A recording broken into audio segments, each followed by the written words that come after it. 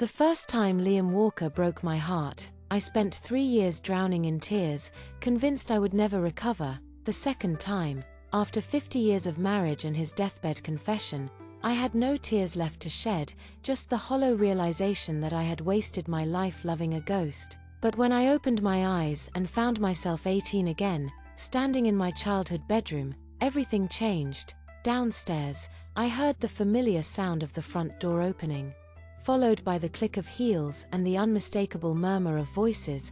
Then came Liam's deep, confident laugh, followed by a woman's light, musical response. Morgan Hayes. In my past life, I had despised her. I had convinced myself that she had stolen Liam from me, that she was the reason he had never truly been mine. She was everything I wasn't: sophisticated, ambitious, cold. I had blamed her for all the nights I spent crying, for every whispered conversation I wasn't meant to overhear, for every lingering glance she and Liam had exchanged when they thought I wasn't watching. Now, I knew better. She had never stolen Liam. She had simply been the first. There had been others, carefully hidden over the years, all while I had remained blissfully ignorant. Blind by choice, I turned to the mirror, taking in my reflection. Gone were the wrinkles, the weary eyes, the weight of decades of disappointment. Instead, I saw smooth skin, bright eyes, and the garish makeup I had painstakingly applied just to impress him. I wiped the crimson lipstick from my lips with the back of my hand. This time would be different. With a steady breath, I squared my shoulders and descended the stairs, my steps light and sure. In my past life, I had hidden in my room for days after Liam's return from this very same business trip. I had sobbed into my pillow, begged him to stay, clung to him like a drowning woman grasping at driftwood. Not this time. Liam stood in the entryway, his arm draped casually around Morgan's waist. At the sight of me, he froze, clearly bracing for the outburst he expected. Morgan, ever poised, smirked slightly, her perfectly manicured fingers resting possessively against his chest. "Welcome back," I said smoothly, my voice calm, unwavering. "How was the business trip?" A flicker of confusion crossed Liam's face, like a man waiting for a storm that hadn't yet come. "It was productive," he said slowly, studying me for any signs of the tantrum he was sure was brewing. "Great," I smiled. "I made dinner, but I wasn't sure when you'd be back, so I put your portions in the fridge. There's enough for both of you." Morgan's smirk faltered. "That's thoughtful of you, Sophia," she said, carefully choosing her words. I noticed how she used my full name rather than the diminutive Sophie asterisk, the one she had always employed to subtly belittle me, to remind me of my place. Amazing how quickly respect could be earned with just a change in behavior. "I'll be in my room studying," I added, turning to leave. "The grant application for medical school is due next week."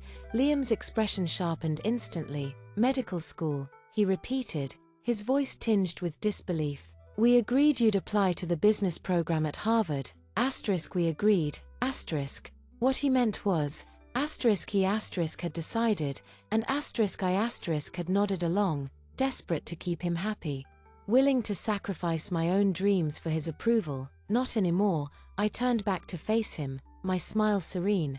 "Actually, I've been thinking about it, and medicine is my calling. My parents would have wanted that for me." His jaw tightened. "Your parents have been dead for 11 years, he said flatly. "I'm your legal guardian. I know what's best for you." Guardian, not boyfriend, not fiancé. Even now, in front of Morgan, he kept our relationship deliberately vague. I had once found his caution sweet, believing he was protecting me from gossip until I was older. Now, I saw it for what it was: plausible deniability. "I turned 18 last month. Liam," I reminded him gently, "I appreciate everything you've done for me, but I need to make my own choices now." Morgan cleared her throat delicately. "Perhaps we should discuss this later," she interjected, her gaze darting toward Liam. "I'm rather tired from the trip." The warning in her voice didn't escape my notice. The morning sun streamed through my curtains, casting golden patterns across my bedroom floor. I stretched, marveling at the feeling of this young, unburdened body. No arthritis, no chronic pain from that car accident in my 30s, just the limitless energy of 18. I grabbed a large trash bag and began clearing out my closet. Out went the tight dresses Liam had called sophisticated. Gone were the towering heels he had insisted made me look professional. I tossed away the expensive makeup I had once saved months of my allowance to buy, the heavy foundation, the dark eyeshadows, the blood-red lipsticks that had aged me beyond my years. In my past life, I had spent hours each morning transforming myself into the woman Liam wanted. By 20, I had looked 30. By 30, I had looked 40. I had aged myself trying to keep up with him. Never again. A movement at the door caught my attention. I turned to find Liam standing in the doorway, coffee mug in hand, watching as I discarded nearly everything I owned. "What are you doing?" he asked, frowning. "Spring cleaning," I replied cheerfully. "It's November, then I'm just very early for next year." I tossed a pair of stilettos into the bag. His frown deepened. "Those were expensive. They never fit properly." I pulled a simple white envelope from my desk drawer and slipped it carefully into my pocket. My medical school acceptance letter had arrived yesterday. My ticket to freedom. Liam stepped into the room, his eyes scanning the wreckage of my old self. "Is this about yesterday?" he asked, his tone cautious. "Look, if you're upset about Morgan coming home with me, I'm not upset," I said truthfully. He looked taken aback. "You two make sense together," I added. His expression flickered with something. Disappointment. Had he wanted the drama, the tears, the opportunity to be the magnanimous protector, calming his hysterical ward? Too bad. This time, there would be no sobbing, no begging, no pleading for his love. I was done playing that role. And as I watched the emotions shift across his face, I knew Liam Walker had no idea what was coming next, but I did, and this time, the story would belong to me. I thought it was high time we had a chat when a car horn suddenly honked outside. Glancing out the window, I noticed Morgan's sleek, silver car parked in the driveway. "Your dad's here," I informed him, returning to my cleaning. Liam lingered, seemingly unsure how to react to this new version of me. Eventually, he sighed. "We'll continue this later. Morgan and I are meeting the wedding planner today." I paused, remembering how their engagement news had once plunged me into despair. I had desperately pleaded with him not to leave, promising to be whatever he wanted. My desperation had only driven Morgan away, albeit temporarily, but their brief separation had been my undoing. The moment she left, Liam had turned to me for solace, igniting a toxic cycle that entrapped me for decades. "Congratulations," I said sincerely. "I hope you two find great happiness together." Liam blinked, taken aback by my calm reaction. "You're okay with this?" "Why wouldn't I be, Mr. Walker?" His expression hardened at the formal title. "Don't call me that, it's too formal. It's your name," I replied simply, "and it feels more fitting now that I'm an adult." "You're acting strange, Sophia." "I'm just being myself." "Perhaps that feels strange to you." The horn honked again, this time more insistently. Liam glanced towards the window, then back at me. "This isn't over," he said before departing. Once he was gone, I retrieved an old wooden box from its hiding spot and spread its contents across my bed. Birth certificates, medals, letters, photographs, pieces of a puzzle I'd never bothered to solve in my past life. My fingers paused on a sealed military document labeled classified. I carefully opened it to find a personal file with Morgan's name at the top. She hadn't been just any reporter, she was military intelligence. Assigned to my parents' unit 3 months before their tragic accident. The doorbell rang, startling me. I quickly stowed the documents back in the box and slid it under my bed before heading downstairs. Morgan stood in the entryway, holding a large shopping bag, her smile not quite reaching her eyes. "Sophia, darling, Liam forgot his wallet, so I thought I'd drop by. Can you believe men?" she chuckled, though her laughter felt forced. "Oh, I brought you something." In my previous life, her gifts were always her cast-offs, used clothing, half-empty perfume bottles, outdated accessories, reminders that I was unworthy of anything but her leftovers. She pulled out a faded blue dress. "This was a favorite of mine a few seasons ago.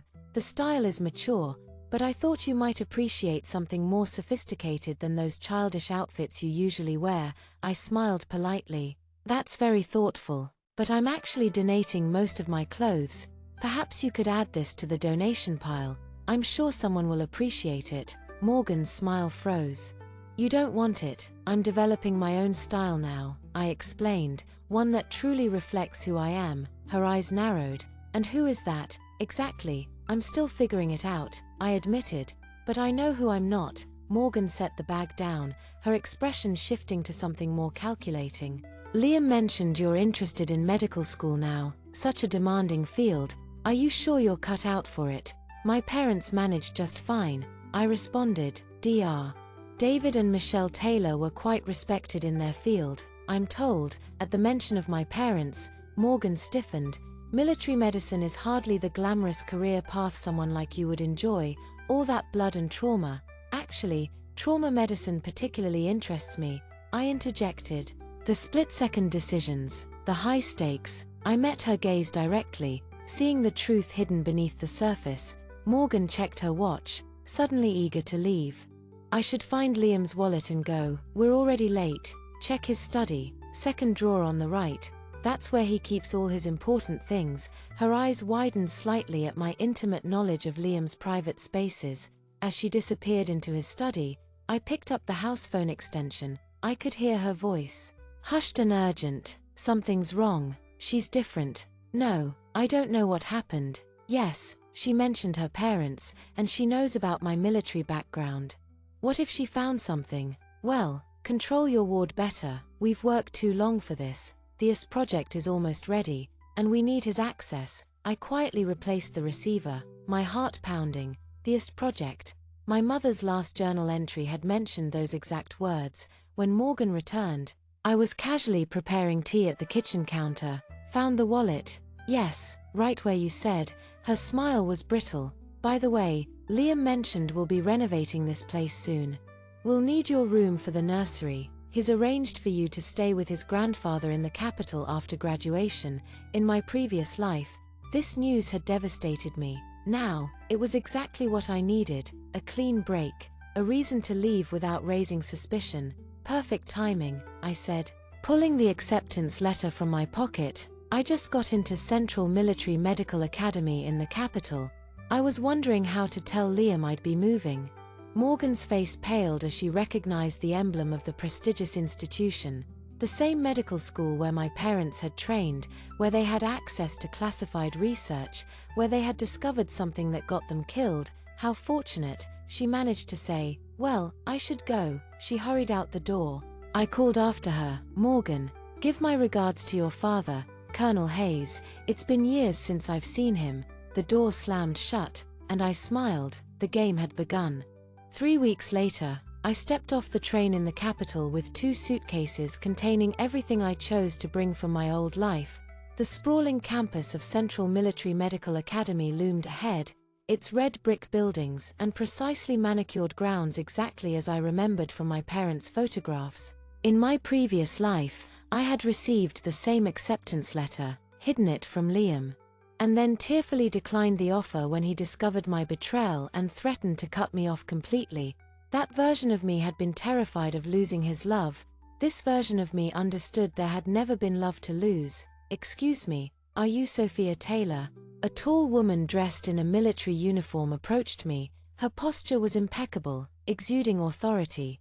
Yes, that's me, I replied. Lieutenant Colonel Jackson, the student liaison for first years with military family connections, greeted me with a firm handshake. Your grandfather, General Sullivan, asked me to ensure you were properly settled, he explained. Confused, I blinked. Grandfather, General Sullivan, I questioned.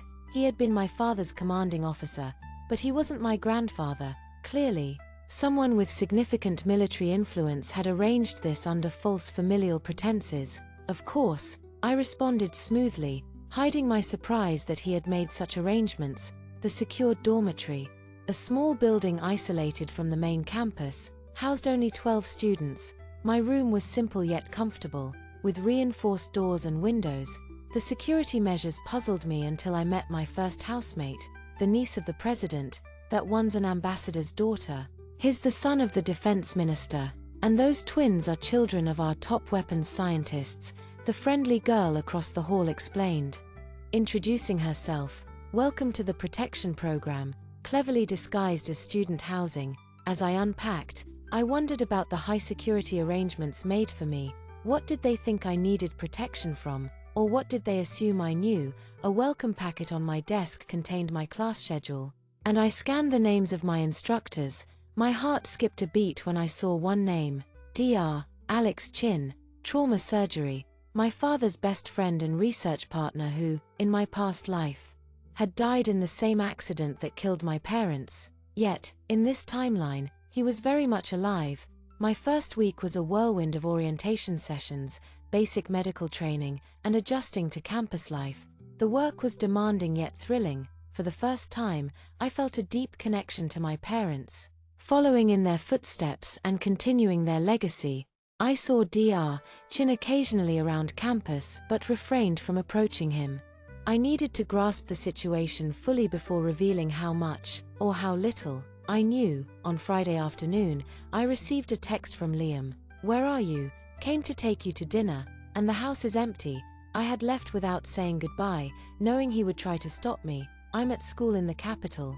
Settled in nicely. Thanks for everything," I texted back. His immediate response was, "What school? We never discussed this." I chose not to reply, letting him ponder for a change. That evening, as I walked back to my dormitory, Dr. Chin fell into step beside me. He looked older than in the photos I'd seen, but still had the same kind eyes. "Miss Taylor, I hope you don't mind me introducing myself. I knew your parents well," he said, his voice warm. My heart raced as I acknowledged him. "I've been hoping to meet you," I replied, watching his reaction closely. Most students avoided their professors outside of class, but I couldn't afford to. "My father spoke highly of you."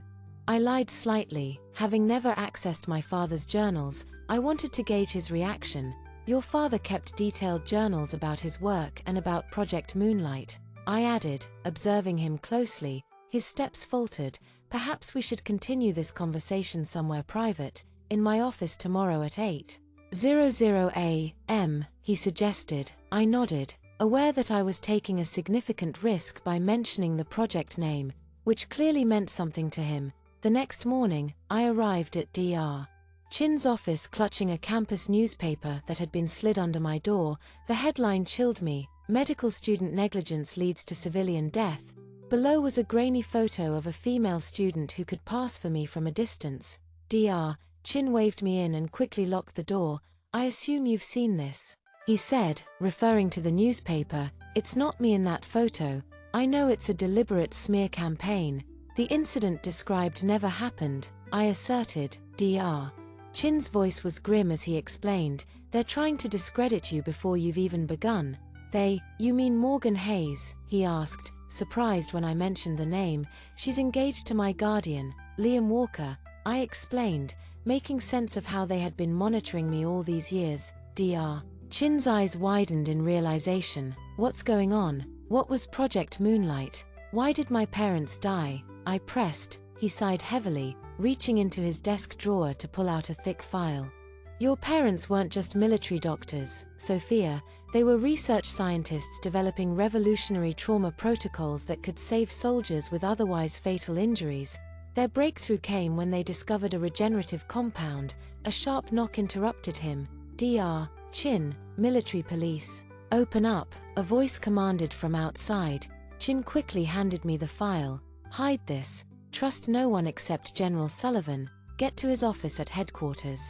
Tell him Moonlight is rising again." Before I could respond, the door burst open, and two stern-faced military police officers entered, followed by a thin man in a tailored suit. "Dr. Alex Chin, you're under investigation for unauthorized access to classified materials," the suited man announced. His cold eyes then settled on me. "And this must be Sophia Taylor. Your guardian has reported you missing. He's quite concerned." "I'm 18, I replied calmly, asserting my independence.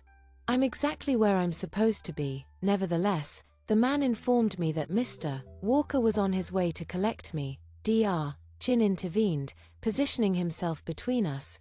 "This student is under my supervision as part of a specialized medical program. She's not going anywhere." The man offered a strained smile. "We have proof that links you directly to the leak of classified information." Dr. Chin, Your oversight is now deemed invalid. As they escorted Dr. Chin away, he shouted back to me. Remember my words, Sophia, follow the path your father laid out for you. I gripped the concealed file, my heart racing. Peering out the window, I spotted a familiar vehicle arriving on campus. A sleek, black sedan driven by Liam. My phone vibrated with a text from an unknown sender. Meet me in the basement of the old anatomy building. Come alone. A friend of your parents. With Liam approaching from one direction and military police possibly on my trail from another. I had mere seconds to decide whom to trust. I darted through the back exit, heading towards the old anatomy building at the campus's edge, its Victorian architecture starkly contrasting the modern surroundings. As I ran, rain began to pour, securing Dr. Chin's file inside my jacket. Behind me, voices shouted my name. Liam had brought backup. The basement door was unlocked. As promised, I stepped inside, greeted by the musty scent of preserved specimens and ancient tomes. Motion-activated lights flickered on, illuminating rows of anatomical models and glass cases filled with medical oddities from a bygone era. Hello, I called out tentatively, advancing deeper into the labyrinth. Over here, a woman's voice answered, unfamiliar yet oddly comforting. I rounded a corner to see a silver-haired woman in a lab coat, seated calmly at a desk. She appeared to be in her 60s, her intelligent eyes scrutinizing me intently. You resemble your mother, she remarked. I'm Dr. Eleanor Wright. I collaborated with your parents on Project Moonlight. Why should I trust you? I asked, maintaining my distance. She offered a sad smile. I was supposed to accompany them on the day they were attacked. I switched shifts at the last moment. It should have been me in that convoy. Hesitant, I revealed Chin's file. What exactly was Project Moonlight about? It's not a what, but a who, she explained. Project Moonlight was the code name for a young intelligence officer your parents discovered was trafficking military medical secrets. Secrets that cost numerous lives when enemy forces knew precisely how to neutralize our field treatments. Morgan Hayes, I whispered. Dr. Wright nodded. Her father orchestrated the operation. Your parents amassed sufficient evidence to implicate both of them. Suddenly, the door at the basement's far end burst open. Sophia, Liam's voice resounded through the vast space. Dr. Wright seized my arm. There's a tunnel system that leads to the main medical building. Go. I'll hold them off. I can't just leave you, I protested. Your parents didn't perish in an accident, she hissed urgently. They were murdered. Don't let their sacrifice be in vain. I ducked behind a tall cabinet as Liam and two men, civilians with a military bearing, entered. Dr. Wright. Liam greeted her, his tone forcefully polite. I'm searching for my ward. Dr. Wright arched an eyebrow. I wasn't aware adults had wards in this century. Mr. Walker, the young lady you seek is legally an adult and enrolled here of her own volition. This is a family matter, Liam pressed, his expression hardening. Where is she?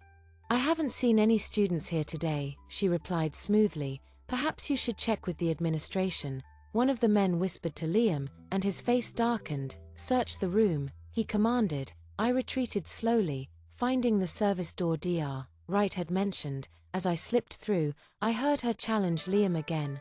Mr. Walker, do you have authorization to search this military property? I'd be delighted to call the base commander for verification. The tunnel was dim and smelled of damp concrete. I ran, following the emergency lighting, clutching the file tightly. When I emerged into the main medical building, I collided with someone. Dr. Chin, you're free, I gasped. General Sullivan intervened. He explained swiftly, come with me. We don't have much time. He ushered me into a secure conference room where General Sullivan himself awaited, his presence still formidable at 70. Miss Taylor, he acknowledged. You've certainly caused quite a stir, sir, I started, but he raised a hand. I knew your parents well. They were some of the finest and bravest people I've ever worked with. When they uncovered what the Hayes family was up to, they didn't hesitate to gather evidence, fully aware of the risks involved. I placed Chin's file on the table. Is this the evidence? Part of it, Chin confirmed. Your mother secured more. She encrypted it and hid it somewhere only you would know to look. A commotion outside drew our attention. Through the window, We saw Liam arguing with security personnel, Morgan standing by his side, her press credentials in full view. Persistent, aren't they? General Sullivan remarked. Sir, I urged, they've been using Liam's position to access military secrets. Morgan fabricated a story about me to undermine any claims I might make. We're aware, Chin said grimly, but we need concrete evidence of their current schemes to stop them. A security officer entered. Sir, Mr. Walker is demanding to see Miss Taylor. He's threatening to call the Secretary of Defense. Let him in, Sullivan decided, but only him, not his companion. When Liam entered, his initial relief at seeing me quickly turned to controlled fury. Sophia, gather your things. We're leaving. I stood firm. No, I'm not going anywhere. This has gone far enough. He snapped. You've embarrassed me and violated my trust. Your trust? I laughed incredulously. You've been deceiving me my entire life. You knew what happened to my parents, didn't you? I protected you, he shouted, his composure cracking. Do you have any idea what would have happened if I hadn't taken you in? They would have killed you too. His confession lingered in the air. Even Liam seemed shocked by his own words. So, you did know, I whispered. General Sullivan's voice cut through the tension, bringing a solemn gravity to the unfolding drama. Mr. Walker, are you acknowledging any familiarity with the circumstances leading to the untimely deaths of Dr. David and Michelle Taylor? Liam's jaw tensed. I'm not conceding anything, except that I ensured Sophia's safety by inadvertently leading her directly to the daughter of the man responsible for my parents' demise. He declared defensively. What sort of protection is that? I pressed, puzzled by his logic. You clearly don't grasp the situation, he retorted, prompting me to push further. Then enlighten me, I urged. Why have you consistently steered me away from a career in medicine? Why the insistence on business school? Was it to prevent me from connecting with my parents' colleagues? To keep me from uncovering the truth? His response was explosive. It was to grant you a semblance of normalcy. To shield you from all this chaos, he asserted vehemently. Mr. Walker's involvement deepened as Dr. Chin coldly interjected. Our findings indicate that your credentials were used to access sensitive medical records on 17 distinct occasions, coinciding precisely with significant military maneuvers. The compromised treatment protocols led to the deaths of numerous soldiers. Liam blanched. That's impossible, he stammered. Recalling a past detail, I suddenly suggested, check his phone. The back panel conceals a secondary memory card. All eyes shifted to me as I elaborated. Morgan installed it. She boasted about it once, inebriated, claiming she could infiltrate his phone undetected. As security officers approached, Liam retreated. This is absurd. You can't. Actually, we can, General Sullivan interjected authoritatively. We're on a military base, amidst an active espionage probe. When they examined his phone and discovered exactly what I had described, Liam's expression crumbled, not from guilt but from profound betrayal. She manipulated me, he whispered, visibly shaken. Outside, the commotion escalated. Through the window, I saw Morgan being apprehended by military police. Her recent article leaked classified data about a medical evacuation. Chin disclosed. We fed her bogus details through Liam's phone, and she published it. Devastated, Liam slumped into a chair. I was unaware, he murmured despairingly. I swear, I had no clue about your parents, Sophia. Morgan told me they died accidentally, and that her father had tasked her with your protection. To spare you from the agony of the truth. For the first time, I saw him clearly, not as the deceitful guardian from my past nor the devoted husband I had once imagined, but as another victim of manipulation. What now? I inquired. General Sullivan responded. Morgan Hayes and her father will face a military tribunal. As for Mr. Walker, it hinges on whether he was merely an unwitting pawn or an active conspirator. Liam looked up, his eyes pleading. Sophia, you know me. I would never intentionally betray my country. Did I truly know him? After decades of marriage, had I ever really seen the man behind the facade? No, I replied at last, but I believe you were exploited, just as I was. As they escorted Liam away for further interrogation, I felt an unexpected lightness. A shift from the resentment that had fueled my rebirth to a newfound sense of pity and liberation. Dr. Chin comforted me, saying, "Your mother believed you were destined to complete their mission." I had never grasped her meaning until that moment. But there, surrounded by those who knew and respected my parents, I felt truly aligned with my purpose. "The leg must be removed," he whispered, urgency lacing his quiet tone. "We need to act swiftly." As they prepared to move, Liam clasped my arm with surprising vigor. "I need to tell you. I found something, your mother's research." This didn't destroy it all. I leaned in, my interest piqued. "Where is it?" "Hidden compartment, my old study, behind your parents' painting," he revealed. The irony struck me. Decades spent gazing at that painting, unaware of its secrets. "Save him," I urged Dr. Chin as they rolled Liam toward the operating room. He nodded solemnly. "I'll do everything I can." Hours later, Liam awoke in recovery, his left leg amputated below the knee, yet his eyes were lucid, free from the fog of painkillers. "I'm sorry," he croaked, voice raspy, "for everything. I thought I was protecting you." He glanced at where his leg used to be. "Life's funny, isn't it? How it circles back." "You'll adapt," I reassured him. "Humans are incredibly resilient." He observed me closely. "You've changed. You seem older, wiser somehow." "War has that effect," I replied simply. He continued urgently, "It wasn't just Morgan and her father. There's a whole network involved. That's what I've been digging into since the tribunal. Your mother stumbled upon it first. That's why they had her killed." Before we could delve deeper, a nurse burst in. "Dr. Taylor, we have a mass casualty situation at the North Campus. We need all hands on deck immediately." I squeezed Liam's hand. "I have to go." "Go," he nodded, understanding. "Do what you were born to do." The following week was a blur of explosions, sirens, and non-stop surgeries as enemy forces neared the capital.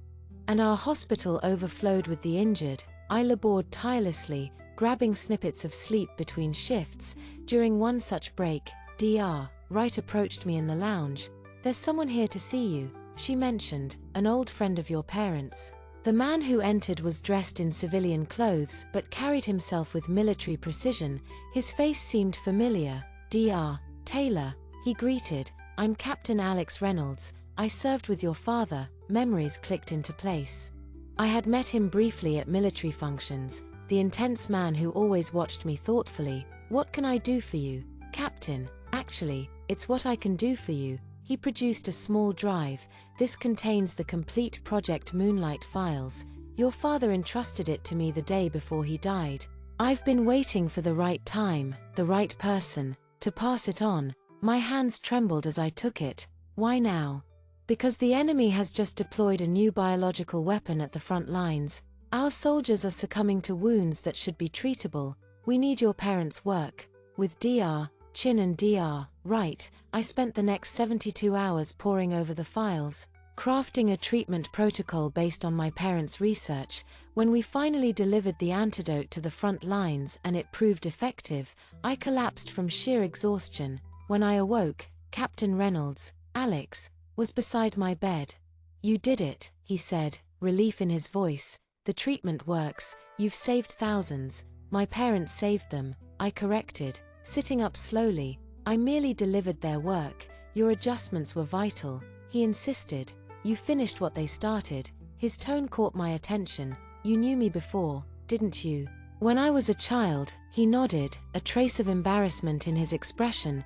"I visited a few times after your parents passed, until Walker made it clear I wasn't welcome. I promised your father I'd watch over you from a distance." As the tide of war turned in our favor, Alex and I joined forces to dismantle the remaining factions of the conspiracy, securing my parents' legacy. On the anniversary of what I considered my rebirth, awakening in my 18-year-old body with decades of memories, Alex found me at my parents' memorial. "You know," he began casually, "your mother had a theory about consciousness and time. Most thought it was science fiction. She believed the mind could transcend linear time under certain conditions." I stared at him, heart pounding.